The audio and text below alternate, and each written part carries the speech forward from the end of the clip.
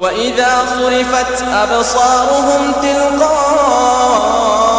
أصحاب النار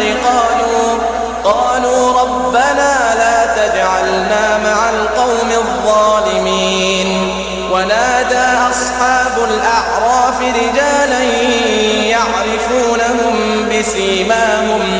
قالوا ما أغنى عنكم جمعكم وما كنتم تستكبرون أهؤلاء الذين أقسمتم لا ينالهم الله برحمة ادخلوا الجنة لا خوف عليكم ولا أنتم تحزنون. ونادى أصحاب النار أصحاب الجنة أن أفيضوا علينا من الماء أو مما رزقكم الله قالوا إن الله حرمهما على الكافرين